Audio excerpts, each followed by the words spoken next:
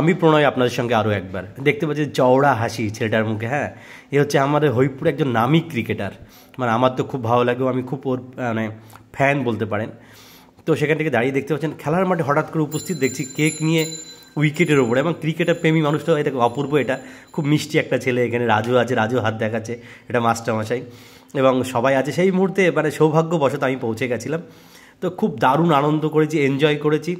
দেখুন দীপ লেখা কেক, দীপ কর্মকার আমাদের হরিপুরের নামী ক্রিকেটার একজন দীপ, এবং তার একজন ক্রিকেট প্রেমী মানুষের যে ক্রিকেটের উপরে মানে ক্রিকেটের মাঠেই যে সেলিব্রেশন হবে এটা বলার কোনো অপেক্ষা রাখে না।